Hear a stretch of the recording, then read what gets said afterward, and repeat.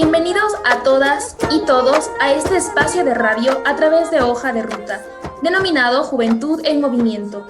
Aquí trataremos asuntos de coyuntura nacional, social, política, cultural y nuevas tecnologías. Este es un espacio juvenil sin pautas, pero donde te diremos la plena. Cuando hablamos sobre futuro, cuando hablamos sobre el futuro de la juventud, podemos comprender que es un tema realmente amplio, que nos traslada siempre a la famosa frase, los jóvenes son el futuro de la patria. ¿Pero realmente lo somos? Hoy tendremos la oportunidad de decodificar de manera rápida pero sustancial ciertos conceptos y por ello hemos montado una agenda fresca y de interés general. Queremos dar la bienvenida al sociólogo Héctor Rodríguez a este diálogo con la juventud de todo el Ecuador. Saludos y bienvenido. Para empezar con esto, queremos pedirle que nos comente a nosotros y a todos los jóvenes que nos escuchan, ¿quién es Héctor Rodríguez? Hola a todos, muy buenas tardes. Bueno, antes que nada soy un ciudadano, un ciudadano ecuatoriano. Creo que me puedo definir como una persona que está en permanente aprendizaje y reinvención. Estudié sociología, como decía, sí. También estudié políticas públicas, estudié tecnología, administración de parques tecnológicos y últimamente también me he estado formando en el área de innovación. Bueno, una persona en constante conocimiento de la realidad y creo con ganas, muchas ganas de aprender y aportar a mi sociedad. Muchísimas gracias por esa pequeña introducción. Como para ya entrar un poquito en contexto de del título de este programa, ¿qué sucede con Yachay Tech? Queremos saber, porque hay demasiado desconocimiento por parte de la juventud en general y del Ecuador, creo yo, en lo que realmente es Yachay, lo que ha estado sucediendo dentro de la universidad, dentro de la ciudad del conocimiento, de ese proyecto. Creo que los medios de comunicación en general nos han vendido una historia totalmente cambiada, totalmente falsa. Es decir, la gran mayoría de jóvenes, lo poco que sabemos de Yachay es que ahí plantaban rábanos. Lamentablemente es así. Entonces, creo que esa desinformación ha afectado mucho también a la realidad de esa universidad y de la ciudad. Entonces, como para ya entrar un poquito en contexto, queríamos preguntarle así de una manera breve, ¿cuál es la diferencia entre Yachay EP, empresa pública, y la Universidad de Yachay? Bueno, Roger, Carlita, muchísimas gracias por el espacio y gracias por permitirnos como colectivo desarrollar varias ideas que creo que a mi juicio han estado represadas en la opinión pública y tanto desde Hoja de Ruta como desde los medios alternativos de comunicación. Es una obligación para quienes medianamente tenemos algo de información poderla compartir con la gente. En primer lugar, el proyecto Yachay Ciudad del Conocimiento nace en 2010 de una iniciativa de desarrollo nacional de largo plazo, en esa idea de cambio de matriz productiva, es decir, dejar de ser exportadores de petróleo netamente, o exportadores de materias primas para tener una economía basada en el conocimiento. En ese sentido, se crea Yachay, también como una medida de generar desarrollo local en el norte del país. Recordemos que la estrategia de desarrollo a largo plazo tenía una serie de hitos en el camino. Por poner un ejemplo, en la zona de Manabí era necesario poner un generador de industria, que era la petroquímica. En la parte de Guayas, una nueva industria, dinamizante, que era la de los astilleros. En la parte del sur del país probablemente estaba, y muy criticado, el tema de una minería responsable, la generación hidroeléctrica, el tema también que tiene que ver con el turismo y el agroecologismo. Pero en la zona norte, por un momento transportémonos 10 años atrás, en la zona norte teníamos todavía en vigencia el denominado Plan Colombia. En ese momento de la historia del país, lo que teníamos era un estado vecino con prácticamente una guerra civil de 50 años no resuelta. Y esa guerra civil produjo una serie de desplazamientos y de refugiados hacia el territorio nacional que ponían en crisis el modelo de desarrollo del norte del país. En esa medida y considerando una serie de factores, decidimos como gobierno nacional, en ese momento yo me desempeñaba como subsecretario en Semplades, tomó la definición de generar un polo de desarrollo tecnológico para el país, que tenga varios elementos. El primero, una universidad de investigación de ciencias aplicadas a el desarrollo tecnológico de primera categoría a nivel internacional. Tecnologías emergentes en ese momento, que el MIT las subrayó como las tecnologías, no del siglo XXI, sino las tecnologías con mayor proyección en la visión global para los próximos 100 años. Entonces, tomamos la decisión de proyectar una academia, base en investigación, una serie de elementos de los institutos públicos de investigación, es decir, rodear a esa universidad de institutos públicos como el INAM, el INOCAR, el INIAB, el Instituto Geográfico Militar, etcétera, etcétera. En total, reconvertimos 14 institutos públicos de investigación que debían mudarse a la ciudad del conocimiento. ¿Para qué? Para desarrollar la investigación aplicada.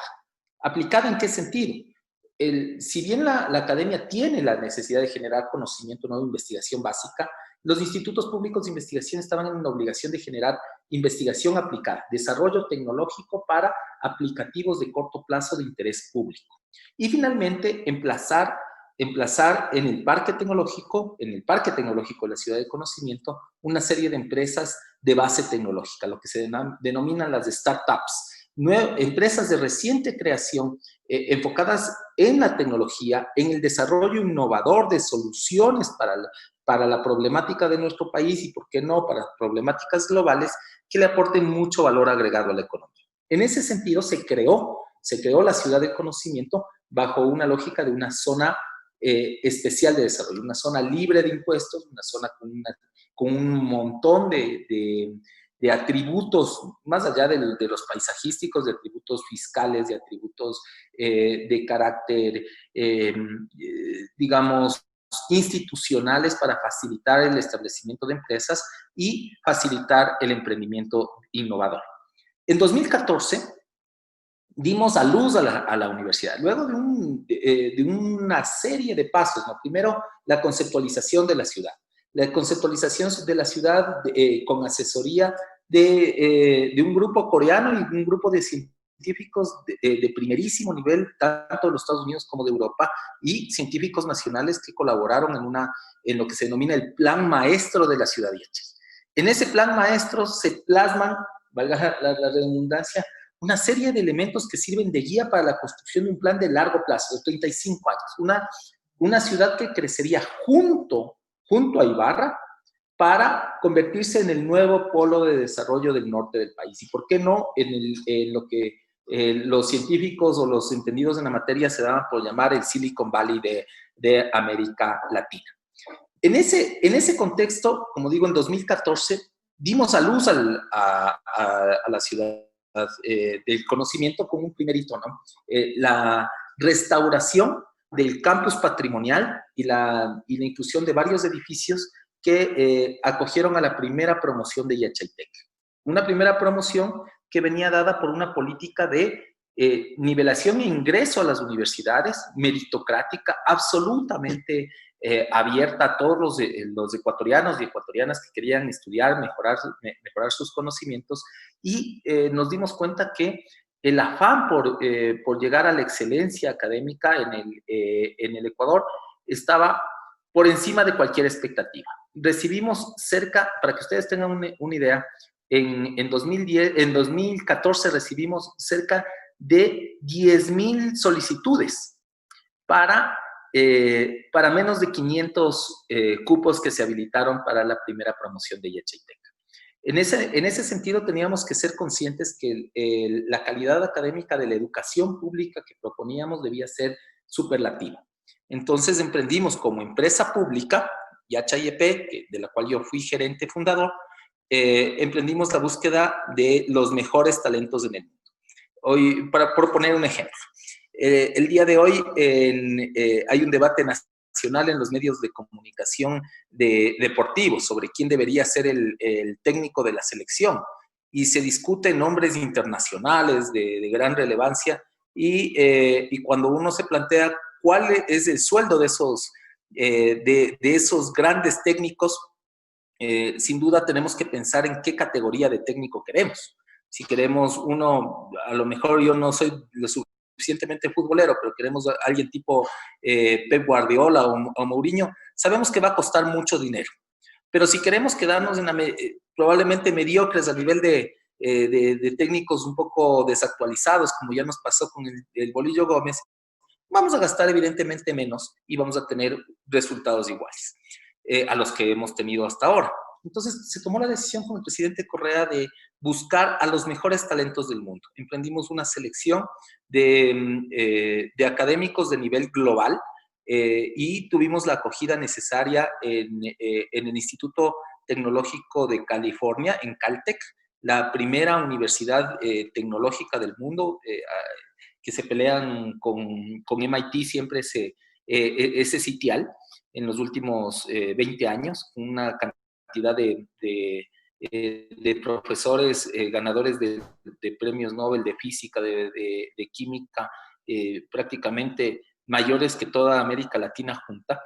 Y tuvimos muy buena acogida también en Europa, de tal forma que consolidamos una planta académica de profesores, todos con PhD, es decir, todos con el máximo nivel académico posible, el máximo grado académico posible para poder enfrentar los retos de una educación de excelencia, una educación universitaria de excelencia. Yendo puntualmente a lo que me decían, ¿cuál es la diferencia entre YACHA-YEP, YACHA-ITEC y YACHA y Ciudad? Bueno, le llamamos YACHA a toda la ciudad, YACHA y Ciudad del Conocimiento. La empresa pública nació en 2013 con el objetivo de, como rezaba su decreto de creación, de construir la ciudad, administrar el parque tecnológico y generar los estímulos necesarios para que se dé el denominado ecosistema de innovación en el norte del país. Y para esto era necesario mudar a los institutos públicos de investigación, generar los estímulos necesarios para atraer a las empresas y, por supuesto, crear la universidad. Nosotros, como digo, dimos a luz a la universidad, y en ese entonces, hablo del 31 de marzo de 2014, se firmó el decreto de creación de la denominada vaya, se me fue el nombre, comisión gestora, mil disculpas. La comisión gestora estaba encargada ¿de qué? De ser digamos, una especie de consejo académico con 5 nombres relevantes de la academia a nivel global, todos ellos con más de 100 publicaciones de alto impacto en la ciencia a nivel global. O sea, en esto quiero ser muy enfático. Gente como Fernando Albericio, que llegó a tener en ese momento 540 publicaciones de impacto de nivel 1. ¿Qué quiere decir esto? Mira, además de ser citado de manera reiterativa, estas publicaciones correspondían a revistas y libros de gran renombre científico. No es lo mismo que le publique al señor Ayala Mora, que le publique la revista Diners, que al señor Albericio que le publique el American Journal of Chemistry, perdón por el inglés o la mala pronunciación. El punto aquí era tener figuras relevantes que hayan tenido un recorrido académico a nivel de autoridades dentro de las 100 mejores universidades del mundo, cuyos PhDs hayan sido obtenidos no en la universidad, perdón, la analogía 3 chanchitos de aquí a la vuelta de la frontera, o que hayan obtenido, digamos, un recorrido académico poco reconocido a nivel internacional. Debo señalar que todos los miembros de la comisión gestora en ese momento pertenecían a las academias de ciencias de sus respectivos países y correspondía su currículum a un nivel destacado. Ninguno de ellos ganaba por lo bajo ninguno de ellos llegaba a tener menos de $500,000 al año. Y aquí en el Ecuador se armó un debate muy fuerte porque se le llegó a pagar la mitad de esos valores, cerca de $200,000 a la comisión gestora en conjunto al año para poder reclutar a los futuros líderes de las facultades, llámese ya ahí a un nivel de decano, directores de carrera y, por supuesto, a la gente que estaría a cargo de los programas de investigación. La empresa pública siguió construyendo la ciudad. Entendamos que una ciudad es de cero en un espacio de 4.900 hectáreas, para ser exacto, 4.870 hectáreas en el cantón Urcuquí, provincia de Imbabura, y estaba encargada entre otras cosas, desde la apertura de calles, alcantarillado, agua potable, redes eléctricas, fibra óptica. Teníamos ya no solamente en mente, sino en construcción, cerca de 80 edificios de infraestructura relevante, porque los institutos no es que se iban a poner en una casa en el aire, sino que había que construir los laboratorios y las facilidades para estos institutos. El INIAP tenía que moverse desde el sur de Quito, desde Santa Catalina, hasta una hacienda de 1.000 hectáreas de extensión, justamente en la ciudad de conocimiento. Y logramos también administrar algunos contratos que venían de la mano de unificación de procesos de investigación, como eran los procesos de investigación de Petroecuador, con el Instituto Geológico Minero, buscando convergencias entre las universidades y los institutos, pero sobre todo con empresas. Llegamos a alojar 75 empresas con una inversión aproximada de $7,5 millones, en un promedio de $100,000 por cada una. Pero lo más importante fueron los 1.000 emprendedores que continuamente estaban relacionados con la empresa pública IACHE y que daban lugar a esto que se denominaba el ecosistema de innovación. Incipiente, sí. Germinal, sí, pero no definitivamente no como una mata de rábanos.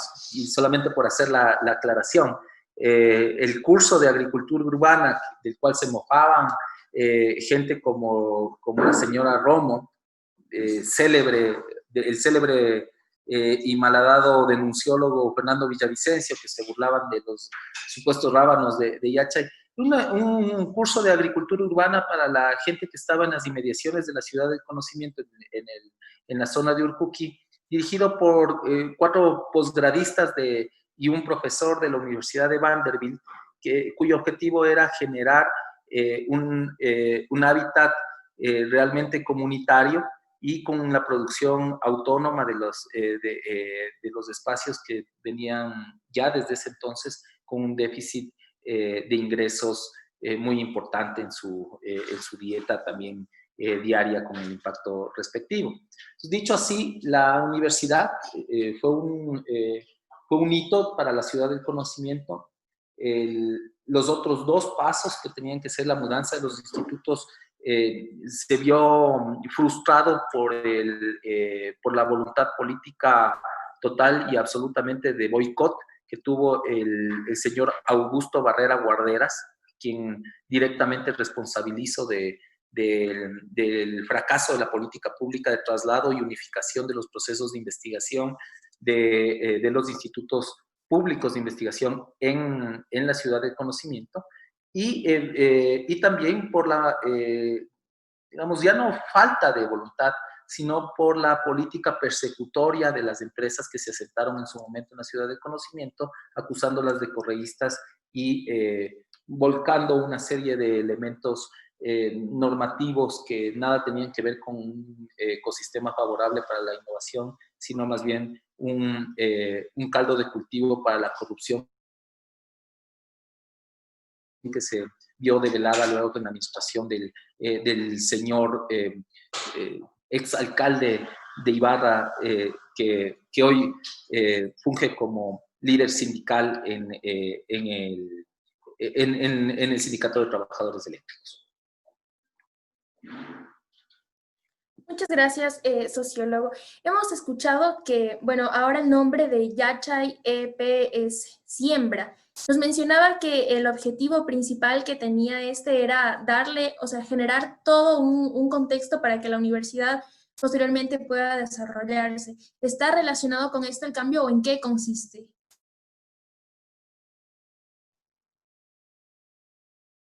Ahí está el micrófono. Bueno, creo que la magnitud del proyecto asustó a la gente que estaba a cargo de su puesta en marcha, de su implementación. Imaginemos por un momento un tamaño, perdón por ser quitocéntrico, el tamaño de una ciudad desde el estadio de Laucas hasta el estadio de La Liga. Una cantidad semejante de tierra era la que estaba a cargo de Yachayepé.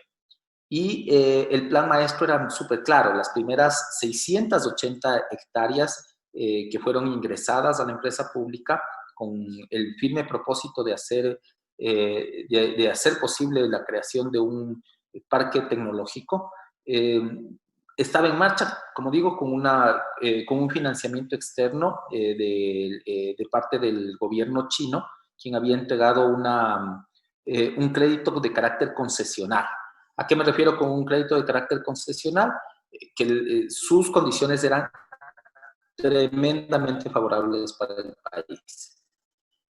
Eran 15 años de gracia, 2.6% de interés y 30 años más para poder repagar el crédito. ¿Fruto de qué? Fruto de la negociación del gobierno de la Revolución Ciudadana con el gobierno chino para que se dé el fomento al emprendimiento nacional y ganamos un concurso global dentro de 1000 proyectos que se habían calificado alrededor del mundo y que el premio era el acceso justamente a este crédito concesional de $1.000 millones. De tal forma que nosotros dejamos en ejecución la construcción del parque tecnológico en su correspondiente fase de urbanización. Ustedes comprenderán que la urbanización implica desde abrir las calles, meter el alcantarillado, traer la energía eléctrica, soterrar, etcétera, con redes de primer orden para que se instalen las empresas y tengan el mejor ambiente posible para desarrollar sus actividades. Tanto así que con este crédito se adquirió una supercomputadora, se establecieron los fundamentos para, incluso hay un hospital que hasta ahora no lo han inaugurado, una unidad educativa del milenio que funciona a medias, etcétera. Ya hablo de 80 edificaciones que estaban priorizadas en su construcción, todas de ellas financiadas, pero con este crédito chino, en el momento en el que asume Jorge Martínez la gerencia de la empresa pública, Yachay se dedica a perseguir a las anteriores autoridades en lugar de ejecutar el proyecto. Tan fue la desidia de no ejecutar los recursos que en el presupuesto del año 2018 simplemente no apareció la partida presupuestaria de Yachay, con lo cual los contratistas chinos pararon la ejecución de la obra y prácticamente devolvieron los recursos. Hoy estamos frente a un momento muy, muy terrible de la historia del país, en el cual los funcionarios del gobierno chino encargados de velar por la real ejecución de esos créditos están por demandar a la República del Ecuador en su afán de que se cumpla con el objeto del contrato, es decir, que se construya la ciudad del conocimiento, puesto que en estos 3 años ni siquiera han tenido la capacidad administrativa de ponerla en el presupuesto general del Estado. Porque esa es la complejidad del servidor público. Mojarse los pantalones, firmar los actos administrativos para que ocurra. Entonces, ante esta inmensidad de terrenos, que son cerca de 5.000 hectáreas de Yachay, la gente que estuvo a cargo dijo, bueno, no vamos a construir el parque tecnológico y lo que vamos a hacer es a sembrar. Vamos a producir en estas tierras que nos han quedado. Entonces, cambiamos un hacendado probablemente poco productivo, un hacendado dedicado al monocultivo de azúcar, de caña de azúcar y frijol, por un hacendado público que no ha sabido llevar a cabo bien su labor, ni de construir el parque tecnológico, ni de ser el aliado de la universidad, ni de trasladar y migrar los institutos públicos de investigación, y se dedicaron a sembrar. ¿A sembrar qué? A sembrar aguacates, a sembrar limones, a sembrar espárragos, a sembrar cualquier cosa en lugar de hacer lo que tenían que hacer, construir la ciudad de conocimiento. Entonces aquí tenemos un problema gravísimo, porque como bien lo señalaban en la presentación, cuando hablamos de Yachay, tenemos que ver el entorno político que está alrededor. Y el entorno político puntual es que le dieron la administración de Yachay, de la empresa pública, a ex hacendados dueños de las tierras de Yachay, que hoy es Yachay. Entonces, ¿cuál es el objetivo político detrás de esto?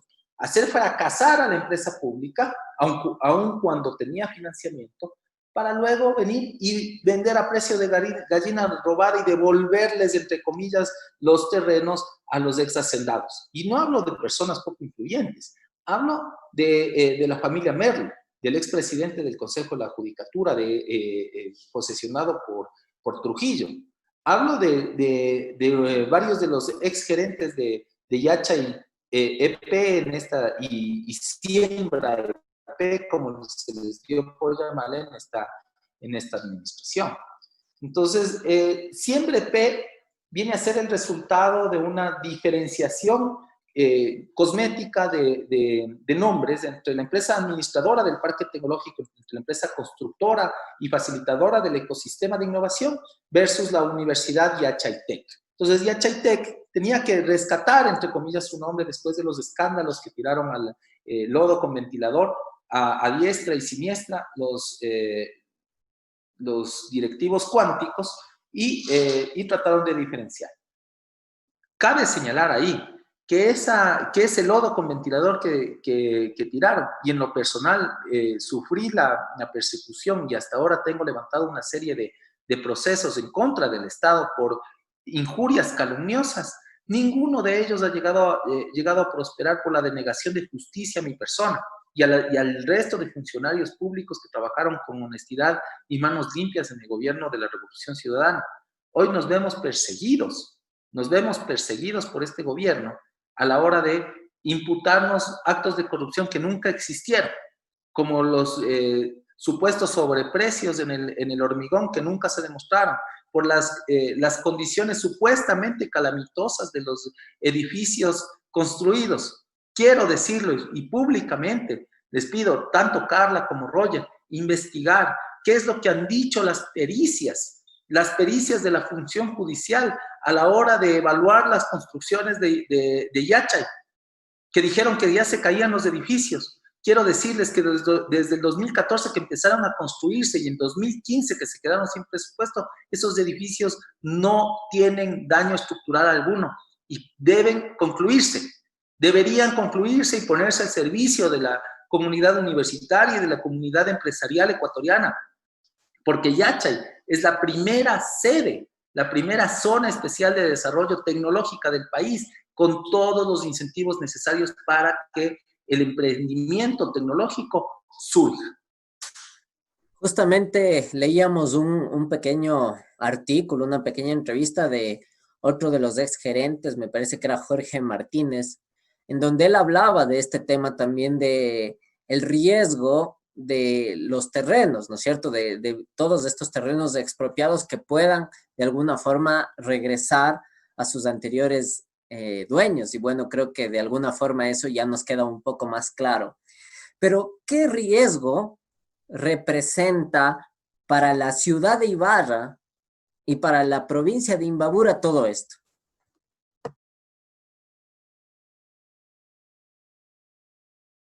Bueno, yo quiero ser enfático respecto de las declaraciones del señor Martínez.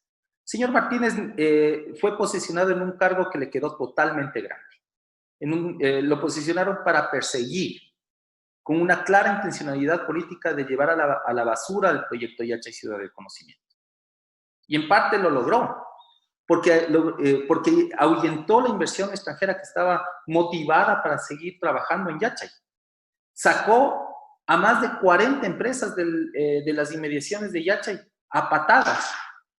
Y discúlpame Roger, discúlpame Carla, pero el señor no tiene calidad moral para hablar de la intencionalidad de devolver las tierras cuando su segundo a bordo era Jorge Martínez, y el segundo a bordo era un ex tenedor de tierras de Yachay de más de 450 hectáreas esperando el vuelto.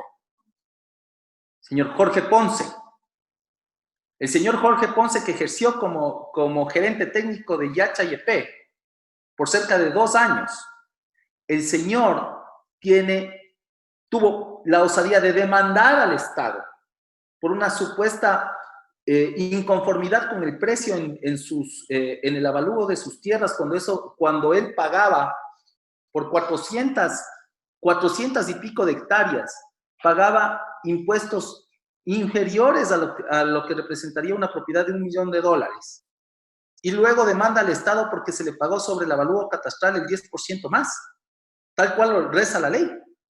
Y a ese señor le pusieron de gerente técnico de Yachay. Y el señor Jorge Martínez, hoy, en vestido de dirigente gremial de los trabajadores eléctricos del Ecuador, hoy quiere reclamar una cuota política para buscar una candidatura y ser el eterno dirigente en la ciudad de Ibarra. El peligro real para ellos es que hay un cambio generacional importante. Hay una generación que no come cuento, que investiga, que ve un poquito más allá, que no le cree al medio de comunicación tradicional, que va y revisa. Yo les invito a nuestros oyentes, a nuestros internautas que nos están viendo, a que visiten el video en YouTube, pongan en YouTube Ciudad Yachay y una realidad inicia su construcción. Y ustedes van a ver qué es lo que estaba proyectado y qué es lo que no hicieron y qué es lo que propiciaron estos señores. El peligro para Imbabura es no consolidar un proyecto regional, es no generar suelo industrial, es no tener alternativas de desarrollo que integren a la comunidad universitaria con el mundo. Una visión parroquiana. Imagínense el gran logro que ostentaban, decirle, sí, el proyecto Yachay Ciudad del Conocimiento se les entregó y volvió a los ibarreños. Y volvió a Imbabura, cuando somos un solo país, cuando los profesionales de Quito, de Guayaquil, de Cuenca, de Machala, del Oro, y gente de más de 20 países que colaboraron en la construcción de Yachay como proyecto global. Como proyecto global, estábamos comprometidos desde nuestra historia de vida. Discúlpeme la digresión, pero ¿cómo es posible? Pongamos que estamos en el caso de hoja de ruta, le damos el control máster de hoja de ruta a una persona que todavía no sabe utilizar la computadora. Creo que no lo haría bien, o de pronto tendríamos una serie de tumbos. Hoja de ruta necesita una persona que al menos entienda de ofimática, algo de los paquetes informáticos que están alrededor. Bueno, al señor Martínez, quien se demoró prácticamente 10 años en la universidad para graduarse de tercer nivel, nunca tuvo un posgrado, no hablaba siquiera inglés, no entendía el tema científico, se le dio para administrar la empresa pública líder en ciencia y tecnología del país y encargada de construir un hábitat tecnológico, con la debida consecuencia. Es como comparar a Rafael Correa con Lenín Moreno en términos académicos. Querido Héctor, entonces, desde su lectura real, así como estamos sin pelos en la lengua, ¿cuál cree usted que es el verdadero desinterés por parte del gobierno hacia el desarrollo de esta empresa pública, hacia el desarrollo de la ciudad del conocimiento. ¿Es en realidad un tema solamente de venganza contra el correísmo, contra el expresidente? ¿Cuál es su lectura ante eso? ¿Cuál es el verdadero motivo de esto? Desde la economía política yo puedo decir que el interés real de esto estaba del lado de devolver, entre comillas, las propiedades a los patricios hacendados de rancio abolengo que ocupaban haciendas de 1000 hectáreas, de 500 hectáreas, de 800 hectáreas, a quienes se les expropiaron las tierras para construir un parque tecnológico, una universidad de clase mundial. Pero por otro lado, debo decir que la desarticulación de la empresa pública obedece a esa obsesión maniquea por demonizar lo público, estigmatizarlo de ineficiente, desecharlo y trasladar la responsabilidad con beneficios económicos sustantivos hacia operadores privados.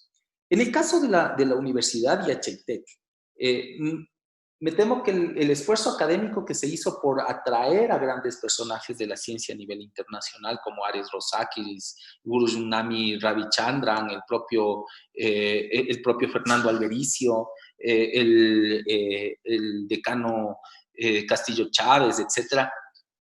Ese esfuerzo fue trastocado por la mediocridad de un manejo politiquero al estilo de María Paula Romo directamente, y colocar a una persona total y absolutamente descalificada para ejercer el cargo. Quiero que tengan en cuenta algo. Cuando estábamos en la selección de perfiles para profesores de primera generación, es decir, para la nivelación académica en Yachaitec, el señor Germán Mena, que tiene un doctorado de la Universidad, de la Escuela Politécnica Nacional, y sin desmerecer el mérito académico que ellos requieren, en conjunto con un programa en conjunto con una universidad en Alemania, no calificó siquiera para ser profesor de nivelación de Yachaitec.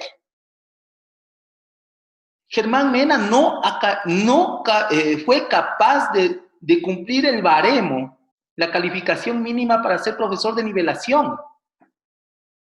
Echaron a los científicos que estaban encargados de llevar este proyecto académico hacia un nivel superlativo en América Latina, ponernos en el mapa de la creación de ciencia, de conocimiento nuevo, y pusieron a un mediocre a cargo de un proyecto académico de esas características. Obviamente el manejo político que privilegió Romo, Roldán, el privatizador excelso Agustín, que está a cargo de la CENESID, ponen a un muñeco, simplemente con el mérito académico de tener un doctorado, pero no haber cursado siquiera un grado académico dentro de las 100 mejores universidades del mundo, que era lo que se solicitaba. Que no tiene una publicación relevante, no hablo de 100, una publicación relevante con el nivel de citación que se esperaba de los rectores anteriores. Que no tuvo la capacidad para ser nombrado profesor ni siquiera adjunto. Y a ese señor le nombran como rector. ¿Cuáles son los resultados? Como dije, es como que si le hubieran dado la selección al recién graduado del Instituto Técnico Superior de Fútbol de la Federación Ecuatoriana de Fútbol, porque es el sobrino o un allegado al presidente de la federación. ¿Cuál es el resultado que podríamos tener con la selección? Si queremos resultados diferentes, tenemos que hacer las cosas de manera excepcional. Debemos generar la capacidad como país de perder el miedo a jugar en las grandes ligas. Y eso es lo que planteaba Yachas. Entonces, a Yachaitec, claro, el mediocre, echa para abajo ¿qué? Un escalafón académico, echa para abajo una serie de nombramientos que estaban al nivel de Paola Ayala. Paola Ayala es la científica ecuatoriana en física, la física ecuatoriana de mayor logro académico en Europa. designada como profesora titular de la Universidad de Viena, descubrió un elemento químico nuevo. Y ella estaba de decana aquí en Yachaytec, en tiempo compartimentado entre la Universidad de Viena y Ecuador. Era un orgullo para Latinoamérica, no solamente para el Ecuador, tener ese tipo de cuadros acá. Pues los echaron. Los echaron por ese celo de que no puede estar aquí alguien que sepa más que yo. Sépalo bien. Hoy el Ecuador despierta y genera condiciones políticas necesarias para, no solamente para denunciar lo que los chicos de Yachaytec denunciaban el día viernes y que se volvió tendencia nacional. Hoy el Ecuador despierta para recuperar un proyecto de país, un proyecto de sociedad en la cual hacemos rememoranza de ese acervo de una característica ilimitada que es el conocimiento. En ese sentido, nosotros no solamente podemos respaldar a los chicos que están reclamando justicia para el proyecto que tanto esfuerzo le costó a nuestra sociedad y que se retomen las ideas fundacionales, que por lo menos tengan la decencia de leer el plan maestro de la ciudad, que por lo menos tengan la decencia de leer esos documentos que nos costaron días y noches extensas para presentar como proyecto universitario ante el Consejo de Evaluación y Acreditación de la Calidad Académica y ante el CES. Que vean la ley de creación de Yachay, que se imaginen un poquito más allá de su sueldo mensual, que por cierto debe estar retrasado este mes, y que piensen en función de país. Lo único que yo les pido como ecuatoriano, como joven que todavía soy, les pido, luchemos porque se cumpla no solamente el tema de Yachay, porque se cumplan los sueños de los ecuatorianos que votamos en favor de la Constitución de 2008, que el 82% de los ecuatorianos dijimos que se cumple el régimen del buen vivir, y que con todo el cariño y el respeto a la gente que hace gobierno ahora, decirles, ¿saben qué? El proyecto de gobierno original no decía que debamos borrar la empresa pública Yachay o Siembra, como le quieran llamar, sino que se fortalezca la construcción del polo de desarrollo tecnológico al norte del país. Sociólogo, con todos estos inconvenientes que han habido y el desinterés que nos acaba de comentar, ¿cómo está el 2020 la ciudad del conocimiento? ¿Se han logrado alcanzar los objetivos que se planteaban para este año? Y desde su óptica, ¿qué es lo que podemos esperar que le suceda? Los objetivos que se habían planteado para la ciudad del conocimiento. A estas alturas debíamos tener urbanizado al menos el 95% de la primera fase de la ciudad del conocimiento. Debíamos haber tenido mudados los institutos públicos de investigación, al menos los de ciencias de la tierra, lo cual implicaba tener en congruencia y la tan aumentada eficiencia administrativa y austeridad financiera del sector público, pues bueno, si hubieran leído el plan de Yachay, se habrían dado cuenta que movilizando los institutos públicos de investigación hacia la ciudad del conocimiento teníamos un crecimiento en eficiencia del 70%, es decir, que nos ahorrábamos una cantidad enorme de recursos, millones y millones de dólares que se hubieran ahorrado sin tener que despedir a nadie, simplemente con el objeto de especializar, hiperespecializar nuestra labor de investigación. Lamentablemente vemos que Yachay se vuelve cada vez más en un pueblo fantasma.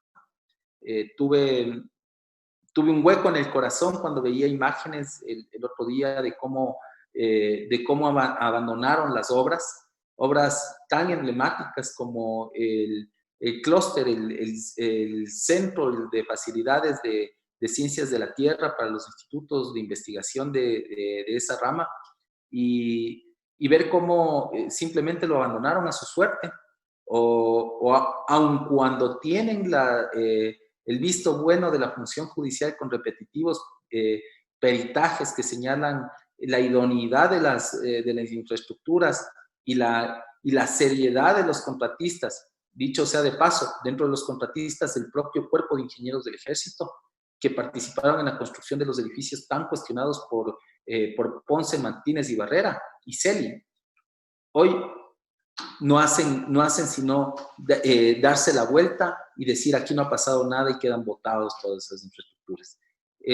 Quiero señalar, Carla, con todo el cariño, el 2020 va a ser uno de los años de peor recordación por la pandemia, sí, pero en la ciudad de Urcuquí, en el cantón de Urcuquí, en la provincia de Imbabura, este año se va a llamar el año de la ignominia por haber enterrado los sueños de un país entero, de una generación que luchó por ser convertir al Ecuador en el país del conocimiento y no de la explotación de los recursos naturales.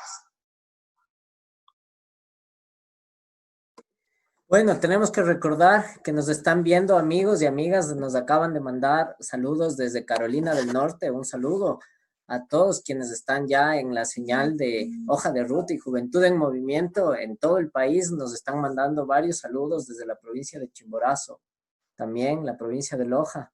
Muchísimas gracias a todos los amigos, amigas que están en la señal de Hoja de Ruta. Muchísimas gracias por todo lo que nos sigue comentando Héctor. En realidad, repito e insisto, ha habido demasiado desconocimiento. Yo he tenido el gusto de estar en la Universidad de Yacha y por 2 ocasiones, justamente gracias al Club de Bienestar Animal en esa época y con el doctor Dieguito Barrera de aquí de mi provincia de Tungurahua, de la ciudad de Ambato, pudimos llevar algunas campañas de esterilización hacia la ciudad de Ibarra y fue en realidad una experiencia muy interesante, ¿no? Una universidad hermosa, no solamente por el tema, por el espacio, por la calidad también del lugar, de las aulas, de las oficinas, en realidad una cuestión bastante impresionante, un ejemplo definitivamente.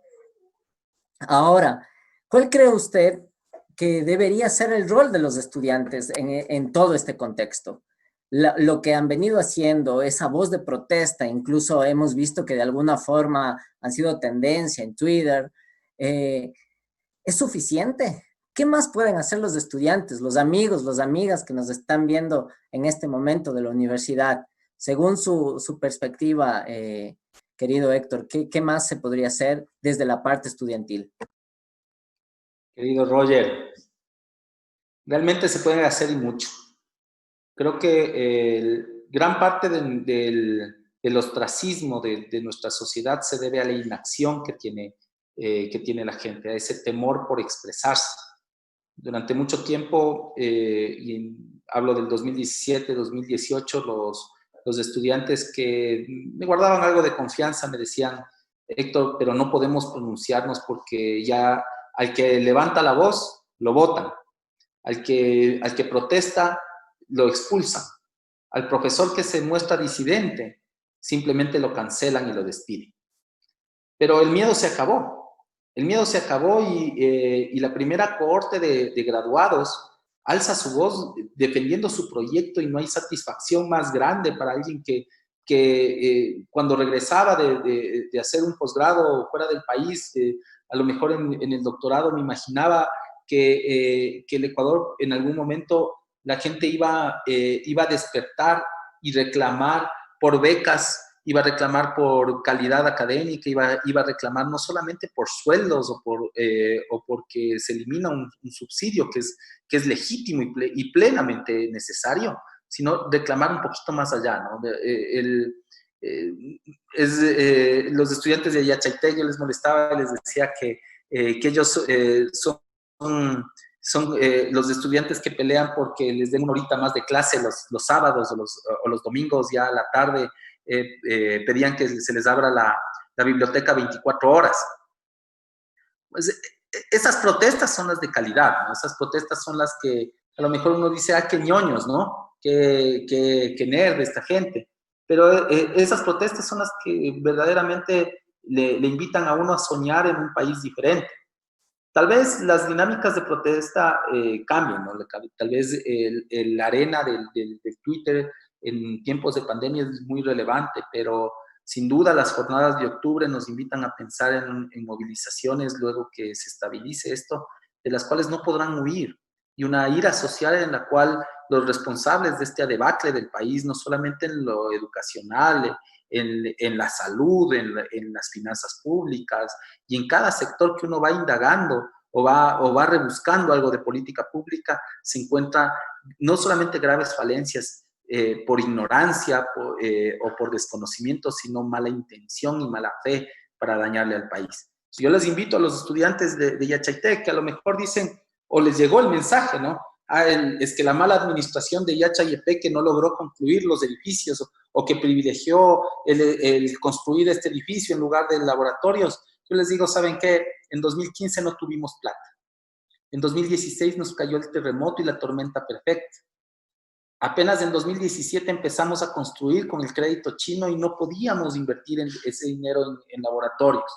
Pero sí, el plan de largo plazo estaba presente. Teníamos claridad en que las autoridades académicas eran de primer nivel y que con una correcta recuperación económica las cosas iban a llevar a su real cauce, a donde lo habíamos planificado. Yo no soy infalible, ni pretendo serlo, ni mucho menos. Me equivoqué y muchas veces en mi ejercicio como funcionario público, pero de algo que sí estoy muy orgulloso es que dimos el corazón, más de 700 personas que trabajamos en el proyecto, dimos el corazón, dimos alma y vida por cada uno de esos adoquines que se pegaron, que cuando no había plata para comprar, nos pusimos a hacer colecta de nuestros propios sueldos y comprábamos quintales de cemento. Que cuando no había cómo comprar ladrillos, nos inventamos una ladrillera ecológica, que nosotros mismos desbrozábamos como funcionarios, todos los sábados y domingos nos íbamos de minga, que esos parques que estaban ahí alrededor los enchambamos nosotros con nuestras manos junto a la comunidad. A mí nadie me quita la satisfacción de verles empoderados de ese sueño de un Ecuador distinto a todos esos estudiantes que hoy defienden con pasión la idea del Ecuador del conocimiento. A tomarse el poder, a tomar cada una de las opciones que nos brinde el repertorio disponible. Yo no sé si tal vez la arena de Twitter sea suficiente, pero sí sé que organizados podemos llegar muy lejos. Ahora, está clarísimo, querido Héctor, que estamos entrando, o más bien ya estamos dentro de toda una etapa electoral, de toda una etapa incluso ya mismo de campaña, de temas políticos. Tenemos ciertos políticos que, claro, se toman una cerveza en un video y dicen, ahí les tengo a los millennials ya en mi bolsillo. O vemos un montón incluso de propuestas demagógicas como la eliminación del examen ser bachiller, entre otras propuestas, ¿no es cierto? ¿Cuál cree usted, o más bien, qué cree usted que debería pasar para el próximo gobierno? ¿Es necesario un gobierno progresista en el país? ¿Para esto es necesario una unión? ¿Cuál es su visión acerca de eso? ¿Qué opina acerca de este tema? Bueno, Roger, creo que esa es la pregunta de fondo. Alguna vez, como activistas, cuando estábamos en la universidad, poníamos un graffiti, ¿no? Y decíamos, si tu candidato no sabe responder qué quiere de educación, no debería ser un candidato. Yo creo que hace falta un renovar votos por un pacto social que lleve a la sociedad entera del país a convenir que el camino del Ecuador postpetrolero es el camino de la ciencia, de la tecnología y de la innovación. A veces es necesario que las instituciones queden por escrito, que se conviertan en reglas, más allá de las presidencias o de las asambleas. Creo que es necesario y conmino a hoja de ruta a que luego, ya cuando estén en los foros para candidatos, lo primero que se pregunte a cualquier persona que busque el favor del voto ciudadano es cuál es su agenda en ciencia, tecnología e innovación, cuál es su agenda en educación pública. Y que no me vengan con las demagogías de costumbre, ¿no? Que, sí, matrícula universal para todos. No, señores, hay capacidad física limitada. Si es que es sencillo el razonamiento. Si es que hay una capacidad instalada para recibir a 100,000 personas al año en educación superior, no pretendamos que los 300,000 bachilleres que salen cada año, 400,000 con el crecimiento demográfico hacia 2021, tengan que entrar todos a la universidad. Eso no es política pública, eso es demagogia. En ninguna sociedad organizada del mundo se puede garantizar la matrícula universal y gratuita a todos. Es necesario darnos cuenta como sociedad que la universidad y la educación superior tienen elementos de meritocracia. Es extremadamente oneroso el garantizar la gratuidad de la educación superior. Y es un logro de la Revolución Ciudadana poderlo haberlo enarbolado y poderlo haber posicionado como un derecho. Ese derecho a la educación pública de calidad. Y ojo, con calidad me refiero a que no pueden haber aulas en una facultad para todas las clases que sean de más de 200 estudiantes, donde yo recuerdo haber recibido clases en la Universidad Central, donde teníamos que llegar prácticamente 1 hora y media antes de la clase para ganar el asiento, porque de otra manera nos tocaba escuchar la clase en el pasillo. O que el profesor no sepa ni siquiera quiénes son sus alumnos, porque ya desbordó su capacidad. Tampoco queremos una educación en donde el profesor tenga el mismo poligrafiado desde hace 30 años y se rehúse a ser evaluado. Donde los grados académicos, sí, en efecto, son importantes, pero más importante es la capacidad de evaluación y contenidos totalmente asimilables y replicables en cada una de las carreras. ¿Cómo es posible que haya políticos que hoy estén reclamando volver a la época de las universidades de garaje? O como el actual, ya no puedo decir ministro de Cenecid o secretario de Cenecid, sino gerente de la empresa de universidades de garaje en México, que funge como secretario de Cenecid, esté dando a diestra y siniestra títulos habilitantes para constituir institutos técnicos tecnológicos, que con esa sinvergüenza ley de educación superior reformada hoy da títulos de tercer nivel con menos de 2 años de escolaridad en un instituto técnico superior. Debemos retomar el camino de la excelencia, debemos retomar el camino de las becas. Debemos retomar el camino de los profesores reconocidos como héroes, los profesores universitarios como héroes. Socialmente es deseable que un profesor universitario tenga un reconocimiento social superior, que gracias a la Revolución Ciudadana fue reconocido salarialmente, pero ahora es necesario ir más allá. Dotar de las facilidades para investigación y desarrollo, y no en esa fiebre por publicar cualquier paper, ¿no? Porque ahora hay una fiebre casi automatizada por ir publicando hasta por la inmortalidad del cangrejo. Ahí hay peculado. ¿Y por qué digo que hay peculado? Porque se utiliza fondos públicos para satisfacer egos personales y personalistas de ciertos académicos que no hacen otra cosa que divagar y no resolver los problemas de nuestra sociedad. La plata pública se debe cuidar y en la academia se debe velar porque esos recursos de nuestra sociedad sean invertidos para buscar soluciones a nuestros problemas, para mejorar la calidad de vida, para el buen vivir de la gente. Si no tiene ese sentido la ciencia, y no hablo que las ciencias en abstracto no sean necesarias, la investigación básica es muy necesaria, pero hoy en la historia republicana, hoy más que nunca es necesario priorizar los recursos. Y priorizar no significa despedir de un tajo a los profesores o aguantar la jubilación de otros muchos.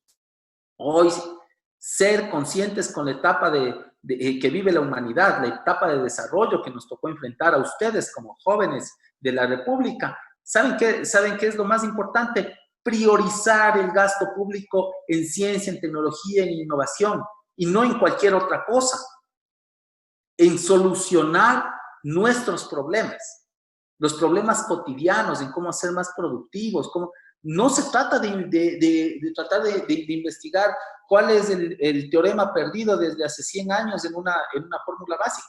Evidentemente es necesario para nuestra sociedad ir sobre esas investigaciones fundamentales, pero más importante es resolver el problema de la productividad del arroz, del azúcar, de la quinoa. Es más importante resolver los problemas de eficiencia en nuestra sociedad. Y a eso iba dirigido Yache. Por eso es importante retomar Yache. Por eso es importante retomar las orientaciones de política pública que ni siquiera se dieron la molestia de leer. Así es, incluso en estos tiempos hemos visto que Yachay de manera muy importante ha contribuido a las pruebas para el COVID-19 dentro de esta pandemia. Entonces, bueno, estimado Héctor, finalmente, ¿algún mensaje que quiera dejar para los jóvenes, para todos quienes nos escuchan? A informarse. Les invito a leer, bueno, aquí les dejo en interno un video que ojalá lo puedan proyectar en hoja de ruta, un video realmente corto del sueño que era Yachay, de lo que estábamos proyectados a construir y que no es tarde de retomar. Pero también les invito a quienes van un poquito más allá, a quienes desean investigar, que tomen nota y que guarden el link también que les dejo a continuación sobre el plan maestro de Yachay. Que tengan a la mano y que lo revisen, que lo discutan y que crean que un país distinto es posible en medio de una pandemia desgarradora que se nos lleva a buena parte de nuestras familias. Que la única forma de pensar en un país postpetrolero, en un país que quiera el buen vivir para sus habitantes, en armonía con la naturaleza, es con ciencia, con tecnología. Y esa debe ser la agenda que nos abrace a todos. Listo. Muchísimas gracias. En realidad, querido Héctor, creo que ha sido una conversación bastante interesante, un poco acalorada también, pero así debe ser. Creo que las cosas claras, ¿no? Las cuentas claras y el chocolate espeso se dice generalmente. Yo quiero recordarles a los amigos también que nos están viendo que Juventud en Movimiento no solamente somos Carlita y yo, sino que hay muchos jóvenes detrás de esto, los jóvenes que están a cargo de la imagen, en Loja, Laurita, a todos los amigos que nos ayudan también en los guiones, por ahí está Cecita presente siempre en los equipos. Muchísimas gracias por el espacio a Hoja de Ruta. Un agradecimiento también, Héctor, por haber estado, a Carlita en las palabras finales. Sociólogo, muchas gracias por el tiempo dedicado para esta entrevista. A todos quienes nos escuchan, por escucharnos en este espacio Juventud en Movimiento a través de Hoja de Ruta. Invitarles para que se unan también a nosotros la siguiente semana en este que más que todo es su espacio.